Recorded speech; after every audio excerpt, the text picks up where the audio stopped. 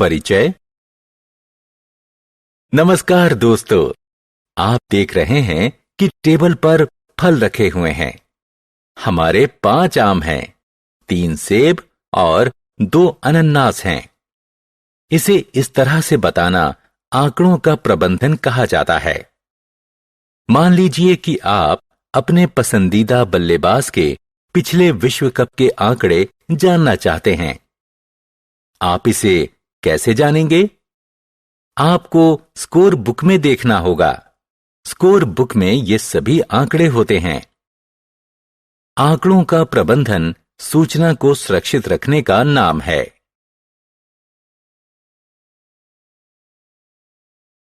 आओ सीखें।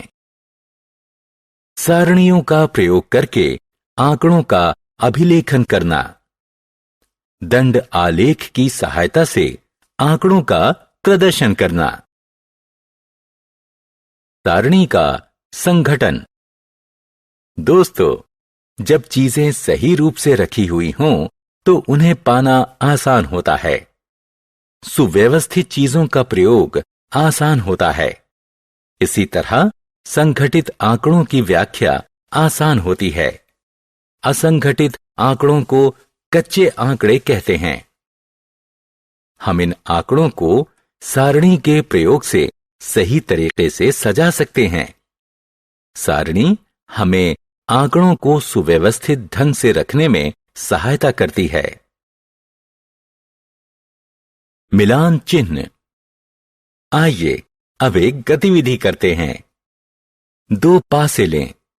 दोनों पासों को एक साथ फेंकें और देखें कि कितनी बार दोनों पासों के अंकों का योग 9 से ज्यादा होता है।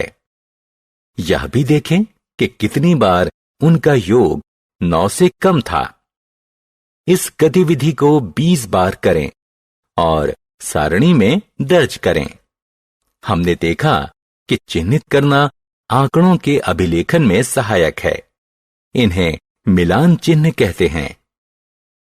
5-5 करके गिनने के बजाय 5 के बाद गिनती को फिर से शुरू कर दें और गणना में एक शेष चिन्ह जोड़ दें। यह गणना को तीव्र बना देगा। दंड आलेख। दिए गए लेखा चित्र को हम दंड आलेख कहते हैं। ये लेखा चित्र आंकड़ों को दर्शाने का एक अन्य तरीका है।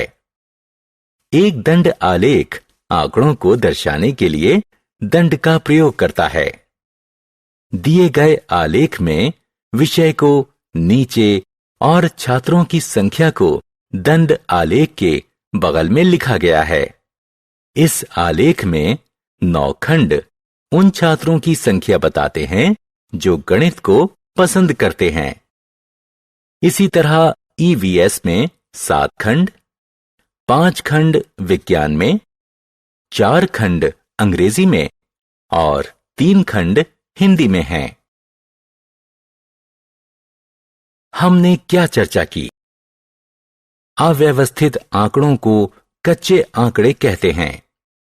सुव्यवस्थित आंकड़ों की व्याख्या आसान होती है।